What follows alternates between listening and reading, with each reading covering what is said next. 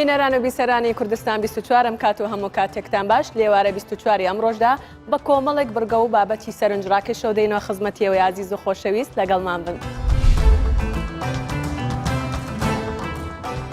هاوڵاتیەکی کوردی ڕۆژئاوا ماوەی 11 ساڵە شۆفێری میترۆیە.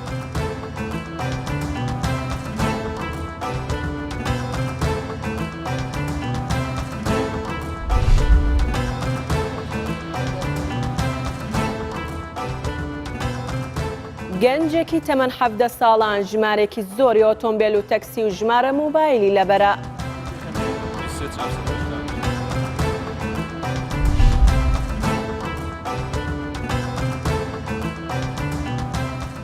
خواردنی عاجینە تێکەڵەیەک لە گۆشت و سەوزە و بیبەر.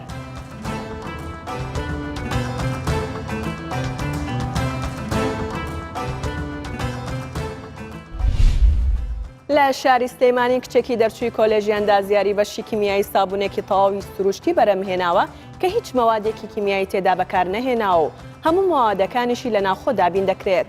ئەم کچە خوێندکارە سەرەتا سابوونەکەی لەسەر دەست و ڕوخساری خۆی و هاوڕێ و خزمەکانی تاقی کردوتەوە هەمووشیان سوودیان لێبینیوە.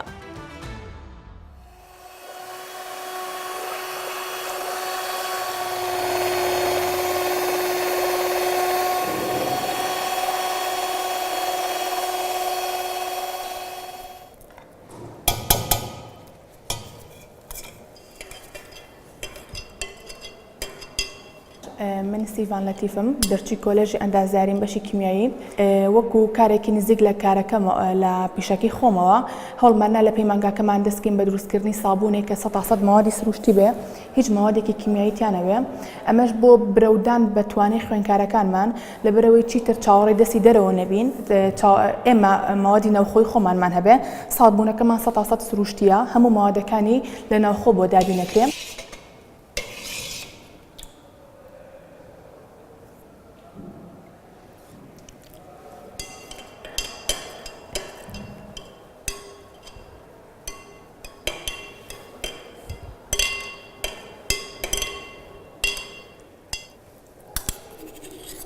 چەند ساڵێک دراسەمان کرد بۆ ئەوی بزانین باشترین سابوونەکان بۆ چ جۆرە پێستێک باشە بۆیە یەکەم جار بە سابوونی زەیتی زەیتون و گوێزەهینی دەستمان پێ کرد دوای ئەوەی کە خۆمان بەکارمانهێنا گەشتنەوە قەناعەتێکە زۆر باشە خواستی زۆری لەسەر بوو سەرتا لە کەسە نزیکەکانی خۆمانەوە یەکێک کە ئەیانزانی یەکێک کە سابوونەکانیانە بەر دواتر داوای سابوونی ترمان لێکرا بۆ نمونە بۆ نوع پێستێکی تر ئەم سابوونی زەیتی زەیتون و گوێزەهیندی بە شێوەیەکی گشتی بۆ هەموو پێستەکانە بێ بۆیە بیرمان لێ کردەوە سابوونمان دروست کرد بە زەردەچە و لەگەڵ شیرە.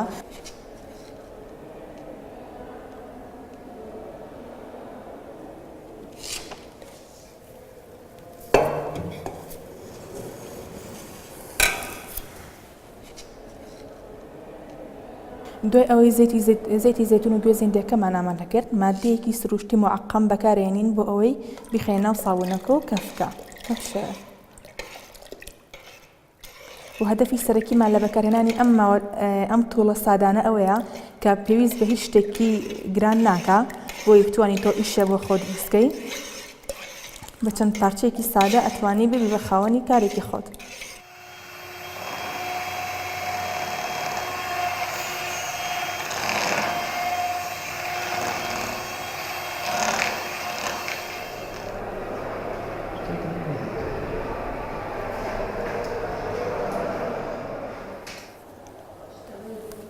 دوای ئەو پرۆسیجەری دروستبوونی سابوونەکە تەواو بوو ئێستا سابوونەکەمان ئامادەیە و ئەکەینە قاڵبەوە لەبەرەوەی لە قاڵبەکە وشک بێتەوە بۆ مای 48 کاتژمێر دەیئەنین دواتر لە قاڵب دەریئێنین بۆ لەبەرەوەی شکلی قاڵبەکەی وەرگرتووە دوای ئەوە ئەهێنە بەر هەوای تەبیعی بۆ ئەوەی خاو بێت بۆ ئەوی وشک بێتەوە بورە نەینە بەری چاوایەکی سناعی لەبەرەوەی پێکاتەی سابوونەکە سوودەکانی ونەکە لەبەری کۆمەڵێک ماوەت هەیە بە گەرمیان بە ساردی لە ناوچێ بۆیە لە هەوای سروشتی خۆی لە تمپرێچەر ڕوومە وردە وشک بێتەوە زۆر باشتر ڕاستە کاتی ئەوێ بەڵام ئێمە هیچ کارەیەکی یاریدەدەر باڵێن هیچ کەتەلیستێک بەکار نانین بۆی یارمەتی خێرا وشک بوونەوەی سابوونەکە بین بەم شێوەیە سابوونەکە خۆی وردە بە سروشتی وشکەوێتەوە.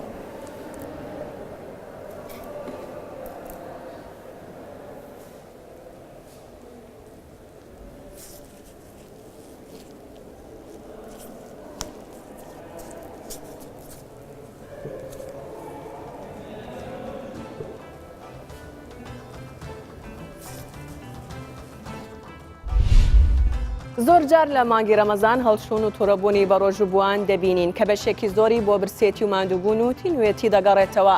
هەڵبەت ئەم هەڵچوونە شۆکارەکەی بۆ دەگەڕێتەوە کە تاکی بە ڕۆژوبوو خۆی بەباشی بۆ مانگی ڕەمەزان ئامادە نەکردووە و ئەوەش دەبێتە هۆی دڵەڕاوکێ و لە کۆتاییشدا تووڕەبوون و هەڵچوونی لێ دەکەوێتەوە.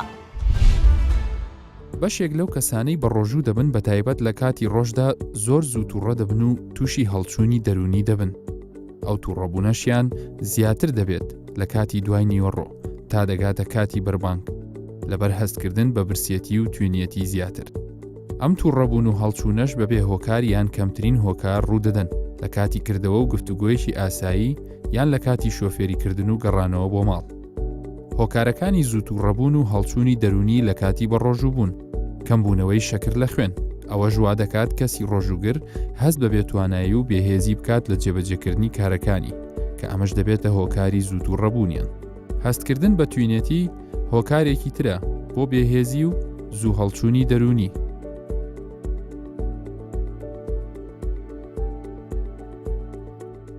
دوورکەوتنەوە لە جگەرە کێشان بۆ ئەو کەسانی کە جگەرە زۆر دەکێشن دوورکەوتنەوە بۆ ماوەیەکی زۆر لە جگەرە کێشان هۆکارێکە بۆ هەڵچوونی دەرونیان. دوورکەوتنەوە لە کافین کەسانێک کە خۆیان گرتووە بە خواردنەوەی چای و قاوە بە هەمان شێوە دوورکەوتنەوە لە خواردنەوەیان تووشی هەڵچوونی دەرونیان دەکات. کەمبوونەوەی ژمارەی ژەمەکان لەبەر ئەوەی لەش ڕاهاتووە لەسەر تێربوون و خواردنی سێژەم لە ڕۆژێکدا بۆیە لە کاتی بە ڕۆژووبوون گۆڕانکاری ڕوودەدات لە هۆرمۆنەکان بە تایبەت هۆرمۆنی برسی بوون کە هۆکارێکی ترە بێت بۆ ئەوەی ئەو کەسە زوو تووڕەبێت و دەرونی هەڵبچێت. ئەمە وەکو کۆمەلگایەکی موسڵمان لە کوردستان ئەم فەریزەتە جێبەجێکرێ، بەڵام ئەبینین زۆر جار تاکەکان بەداخەوە تووشی هەڵچوون و تووڕەبوونە بن لەبەرەوەی کە هەنێ جار خۆ ئامادەکیەکی باشیان نەکردووە بۆ ئەم ڕۆژوە، یعنی خۆی ڕۆژوگرتن هەڵبەتە دیارە، ینی ماندووبوونە، چونکە بۆ چەند سەعاتێک ئەم کەسە برسیە بێت تینووە بێ و مادە خۆراکی سەرەکیەکان کەمە بێتوانێت لە لەشە. بێگومان یەکێک لەو ماددانەی کە پێویستە بۆ مێشکی مرۆڤ مادەی گلوکۆزە واتە شیرینی و ڤیتامینەکان. لە کاتێکە ئەمانە دابەزێت لە لەشی مرۆڤ بەهۆی کەم خواردنەوانێ بۆ ماوەیەکی دوور و درێژ کە ئێستا تقریبان نزیکەی 13 ساعت بۆ 14 ساعت ئەم کەسە کە بە ڕۆژووە بێ هیچ ناخوا واتە نە ئاوەخوا خواردنەخوا ئەبێتە هۆی دابەزاندنی ئەم ماددانە لە مێشکی ئەم مرۆڤەیە لە کاتێکە کە لە حاڵەتی ئاساییە پێویست مێشک پێویستی پێێتی بۆ چالاکیەکان. هەڵبەتە لە لەشە مەخزوونی تایبەت هەیە کە ئەم کەسە بەکاری بێنێ واتە ئۆتۆماتیکی لەش پەناباتە بەربەکارهێنانەوەی گلوکۆز لە شوێنێکی ترە. ئەو بەشانی کە ئەکەونەوە ئیش دیسان گلوکۆزیان بە مێشکی مرۆڤەکە بە ڕێژەی پێویست و ئەو ڤیتامینانە دیسانە گەنەوە ئاستی پێویست لە مێشکی مرۆڤە، بەڵام تەحمل نەکردنی کەسەکە واتە پەیوەستە بە ئاست و ڕێژەی تەحملکردن واتە بەرگەگرتن. هەنی کەس هەر بە طبیعەتی حاڵ دڵەڕاوکەی لەگەڵایە، دڵەڕاوکەی گشتی لەگەڵایە، یاخود حاڵەتی خەمۆکی و بێتاقەتی لەگەڵایە. بەهۆی هۆکارگەلێکی زۆر کە لە کۆمەلگایە بەداخەوە ئەم کەسە ئەم فاکتەرانەی هەیە کە تووشی دڵەڕاوکەی کردوون و خۆی چارەسەر نەکردو لە پێشە.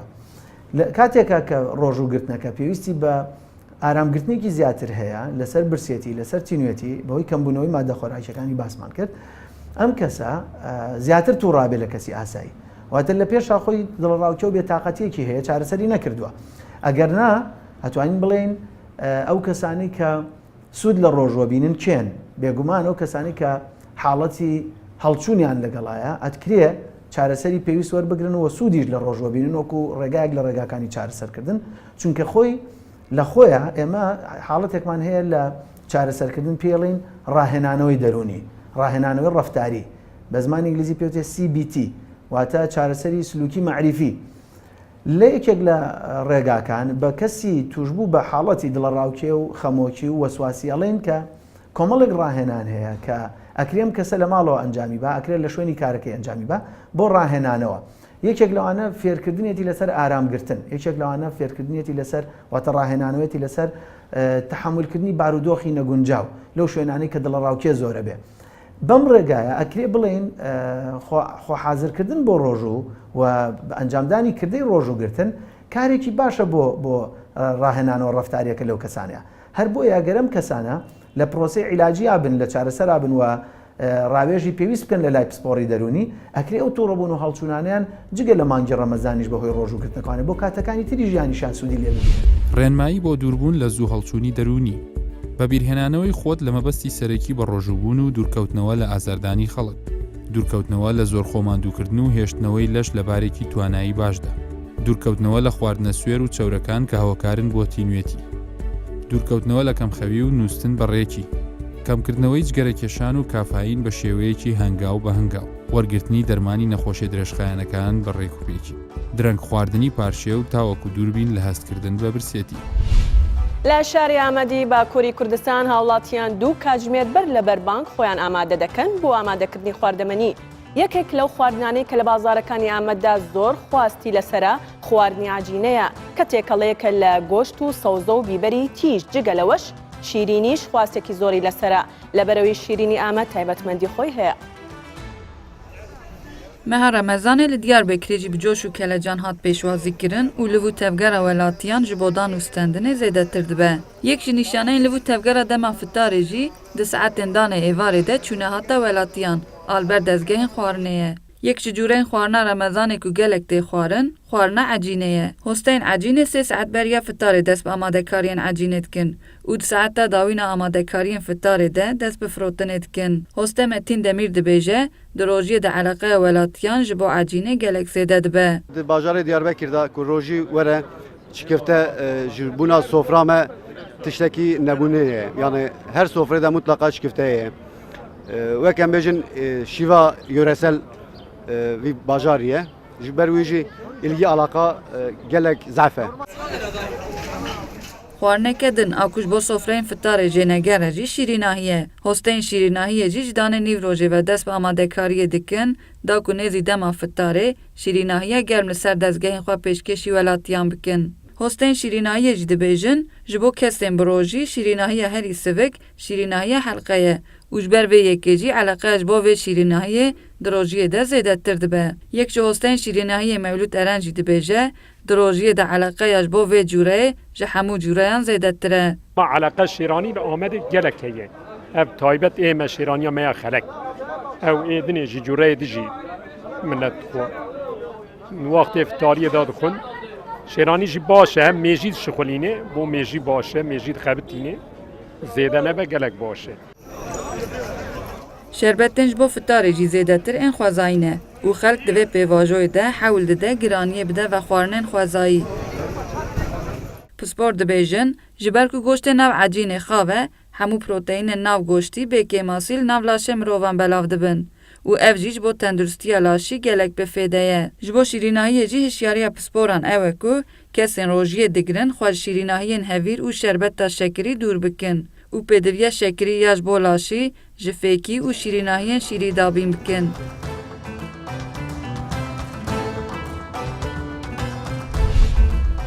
گەیلان ڕەحمان گەنجێکی تەمەن 17 ساڵانی دانیشتووی ناحەیەی حاجی ئۆمەرانی قەزای چۆمانەوە ئێستا لە گەڕاجێکی گواستنەوەی گەشتیارانی سنووری حاجی ئۆمەران ئیش دەکات و هاوکاری باوک و مامی دەکات و بە گەیلانی نەقابە ناسراوە. هۆکارەکەی شێوەیە کە ئەم گەنجە ژمارەی هەموو ئۆتۆمبیل و تەکسی و ژمارەی مۆبایلی شۆفێرەکانی لەبەر کردووە کە زیاتر لە 150 ئۆتۆمبیل و شۆفێرە.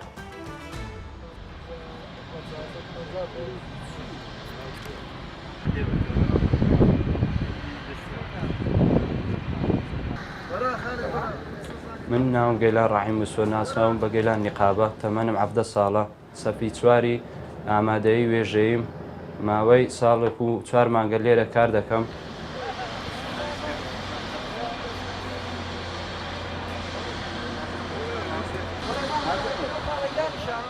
دوای ئەوەی تەواو بووم لە قوتابخانە پێویستە ڕۆژانە کە بێم یارمەتی باوکم و مامم دەم لێر وکانە هەروەها خولیای میش بۆ ئەو ئیشە زۆرە حەز بەو ئیشە دەکەم واتە ڕقەمی ژمارە و تەلەفۆن و تەکسیەکانی سیارە قسووسەکان و تەکسیەکانم هەمووی لەبەرە واتە خولیای زۆرم بۆ ئیشە زۆرە و حەز بەو ئیشە دەکەم و ئەرک و ماندووبوونیشی زۆرە ڕاستی ناوی گەشتیارەکان دەنووسین ئەوانەی کە دێنەوە لە ئێران ئەوانەی کە بە خسووسی دەستنەوە بە عاجەمەنە ساریان ڕاگرتو لە گەراجەکان کە تەکسی دەڕۆن بۆ هەولێر ناویان دەنووسین و زۆر جار تووشی گەشتیار بووینێتەوە کە شتی لە ناو سیارە لەبیر چووە و هەروە تەلەفۆنیان بۆ من کردو بێ ئەوەی کە بگەڕێم لە فڵان سیارە یەکسەر ژمارەکەی و ڕقەمی سیارەکەم پێداوە و ئەشیا و کەلوپەلی خۆی دیتوتەوە ناو سیارەکەی.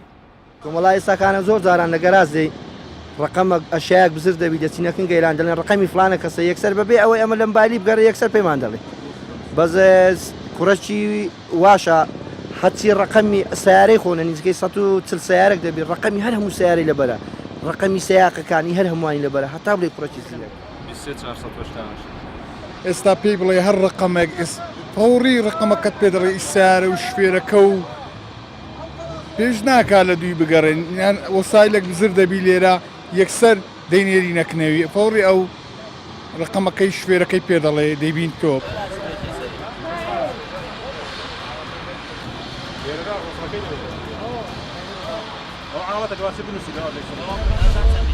لە زۆربەی شارەکانی وڵاتانی ئەوروپا و جەنجاڵ و قەرەباڵغیەی ئۆتۆمبیلەکان نابینرێت هۆکارەکەشی بۆ سیستەمی گواستنەوەی خەڵک دەگەڕێتەوە لە ناو شەقامەکاندا ئەویش بە میترۆ. هاوڵاتیەکی کوردی ڕۆژئاوا ماوەی 11 ساڵ دەبێ خۆی فێری لێخوڕینی میترۆ کردووە و بەدەم گۆرانی گوتنەوە گەشتێک لە ناو شاری بۆ خۆمی ئەڵمانیا لێ دەدات و باس لە ژیانی خۆی دەکات.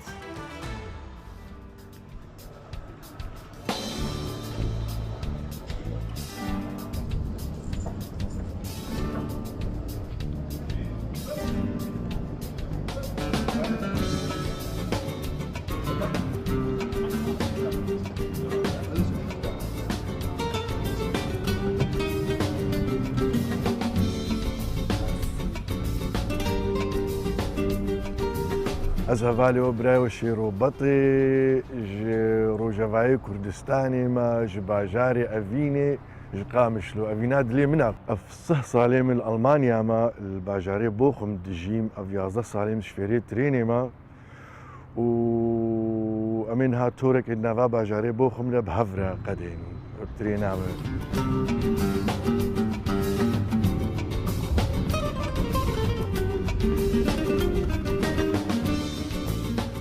دنیای دەم ئەو نەتکرد گۆز ئەز ترێنێ باژۆنم ئانی کۆنتترۆلا کەرتا بکەم ڕاستی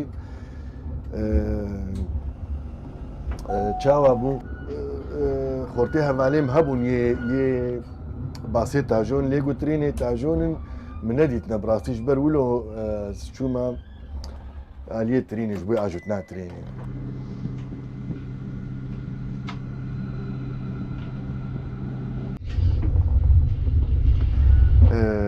gelekî zehmete yanî divê yek şiyar bê qet hişête neçê dever nedî bi rastî û divê til dûr meyzînî destpêkî ez çûme malê ez nediştexilîm tenê mitxwar ez dirazan bi rastî yanî wilo bû bes niha bû yek karê rojana yani yek fêr bûye yek zanî çitê û çawa dibê ew tirsa zêde nemaye.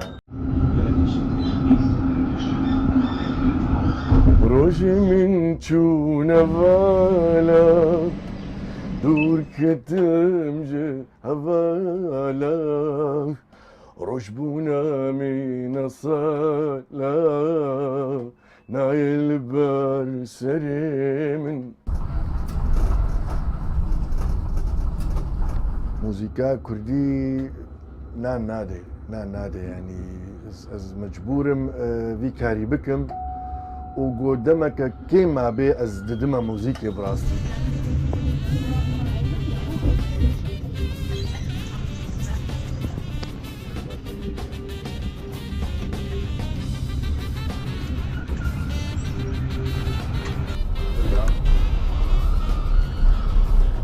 Ez dixwazim em nêzîkî hevdû bibin û em pevre bixebitin û xwe bigihîne dezgeha gomlobiyekî Kurdî qewîn çêkin گم ئاریکاریە مڵەتێ خوا خوشک و برای خۆ و جیرانی خۆ بکن داڵوەڵێت بمین تا ئەvە گوتنامی داوی سلااو و ڕێز سلااو و ڕێز منت خۆشیێدا.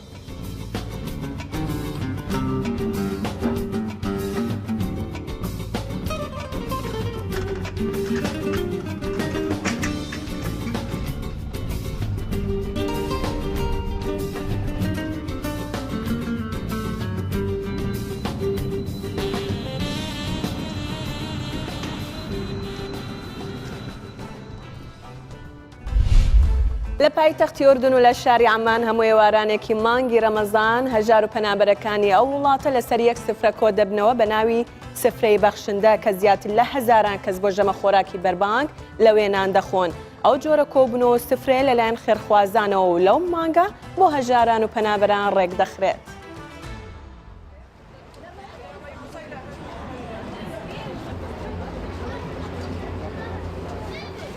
دوای خۆر ئاوەبوون و نزیکبوونەوە لە بەربانگ بە سەدان ئۆردنی و هەژار و پەنابەر لە ناوڕاستی شاری عەمان کۆ دەبنەوە بۆ خواردنی بەربانگ کە خواردنەکان لەلایەن چەند ڕێکخراوێکی خێرخوازی دابین دەکرێت و بە ناوی سفرەی بەخشندە دەبەخشرێتە ئەو کەسانەی کە ناتوانن ژەمە خۆراکێک دابین بکەن.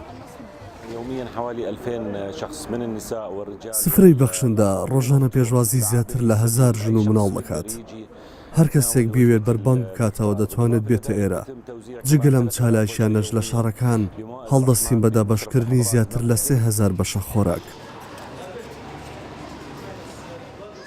ئەو چەند ڕێکخراوە لە ساڵی 2003ەوە ئەرکیان ئەوەیە لە مانگی ڕەمەزان خواردنی بەربانگ دابین دەکەن بۆ هەژاران و پەنابەران. ئامانج لە دابینکردنی ئەم خواردنە ئەوەیە کە هەژارەکان هەست بە کەمبوونی خۆیان نەکەن و تا بەردەوام بن لە ئەرکی ئاینی و ڕۆژوگرتن.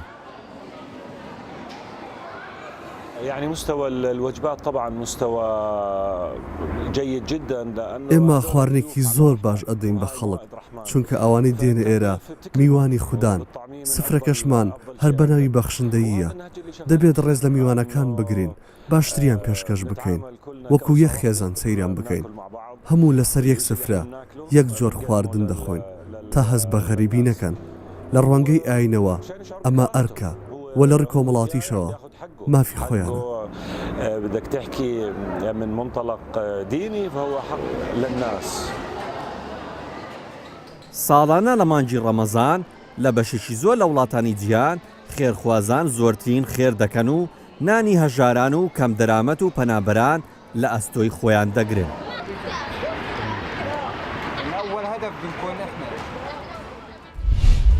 ئێوارە 24 ئەمڕۆمان پێشکەشکردن هیوادارین بابەت و بڕگەکانی ئەمڕۆتان بەدڵ ببێت تا ئێوارە 24ێکی دیکە ئاسوودە بن.